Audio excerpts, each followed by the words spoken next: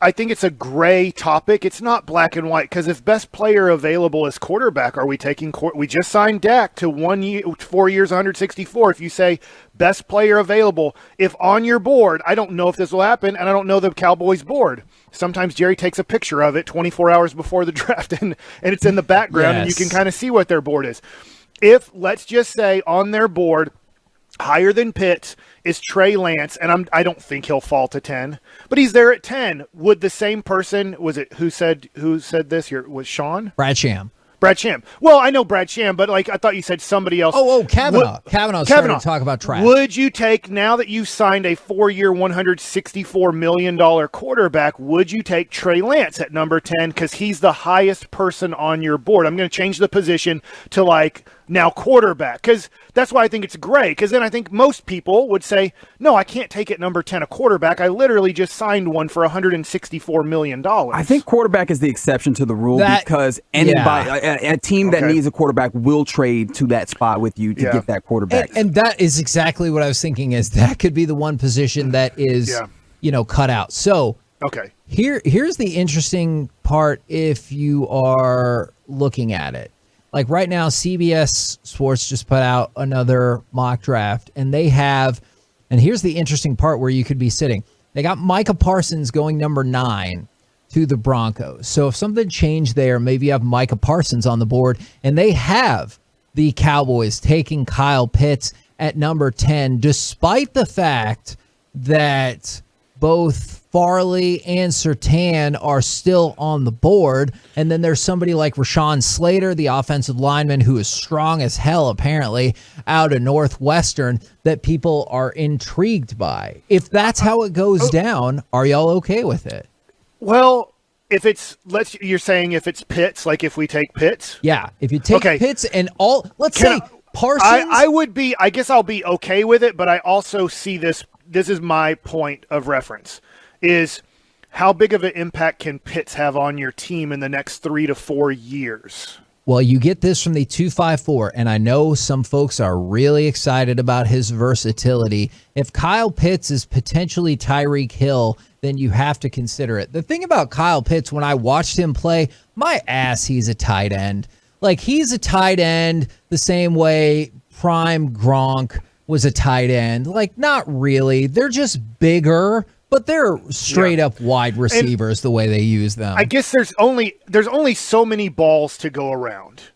And if you're taking Pitts, I would say then I think you need to make moves to trade Michael Gallup, because there's just no way that 4 receiving options can have a premium year. It's never happened in football, and maybe we'll get to the point where it is more college football where you do throw the ball 60 times. If we're going to throw the ball 60 times in a game, and that's where the NFL is going over the next 2 to 4 years, then maybe you do have 4 premium or really good receiving options, and that's the way to go. I would say if you're taking Pitts, I would like to trade Michael Gallup and pick up a second-round pick. Okay. So maybe I can use my 2 second-round picks on defensive players, and I know when you get to the second round, it's not always slam dunks for guys, and pick 10 isn't a slam dunk either. I would also look at this. If, let's just say, playing out hypotheticals, Miami takes Penei Sewell with the 3rd overall pick, and Tyler Pitts is there at 10, and they're like, oh my God, and we can also get Pitts, because I think for a guy like Tua T that could maybe really help him is to get an option kind of over the middle, and, just, can I trade to 18 and 34? Can I get 18 and 34 and trade out a 10? So now I might still be able, if no cornerback's been taken, and the 10th pick is Pitts, and 0 corners have been taken, I don't know. What's the possibility? This is where Broadus would do his work as a guy running a draft. How many picks between pick 11 and 17 are going to want a cornerback? Yeah. And will one of them be there for sure at 18? And now I have the 3rd overall pick in the second round, plus I believe we have the 12th overall pick in the second round. So now I have the 3rd pick and 12th pick in the second round. And I'm not saying not to take Pitts, but I do think if you do, I think you have to make some other moves to make it make sense for him to become the superstar you believe he will be. Plus, you want CeeDee Lamb to be a superstar too, right? Yes. I mean, we want. If we take Pitts at 10, you're saying Pitts is going to be a superstar player. CeeDee Lamb, who we took, is going to be a superstar player, and Amari Cooper's already a star player. And you still also want to somehow get 2 running backs involved. Yeah.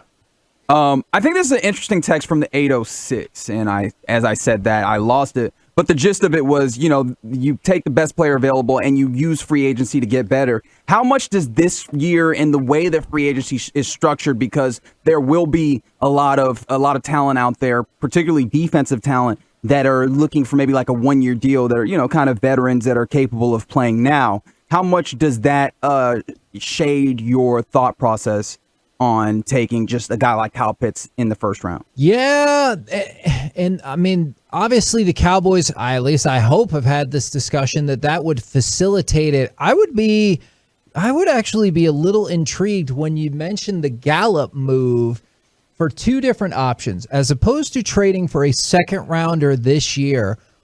Maybe taking a look at, because Michael Gallup is cheap as hell.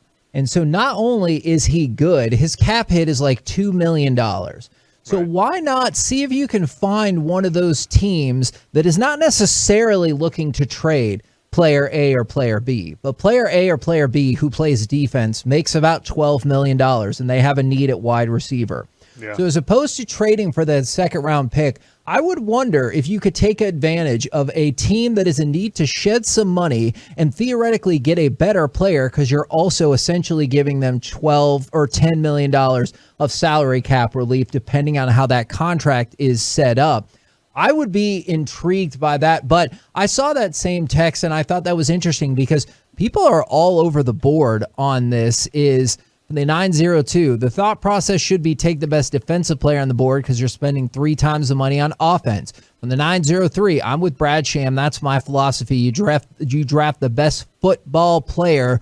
You will not go wrong with that. And I think about the only flaw I find in what if the best football player is Waddle from Alabama? And what if Pitts has taken 9 and on your board the highest player is a wide receiver? Now we're running 4 wide receiver sets 90% of the time to get our – if you want Cooper and CeeDee Lamb and Gallup and Waddle all on the field, I have to run 4 wide receiver sets, I would say at least 75% of the time to get them on the field. And that's kind of what I wonder about, because I wanted to use, even before that, CeeDee Lamb as a focus. A lot of folks are super pumped CeeDee Lamb is here. But how many times during the year did you at least hear somebody mention, yeah, no, I like CeeDee Lamb. Our defense still really sucks, though. You know what I'm saying? Like, you wonder what would have happened if they would have put those resources into the defense. So I definitely get what Brad Sham is saying, with the exception of the quarterback. If the Cowboys drafted a quarterback at number 10, my head might explode, and then I really don't know what's happening.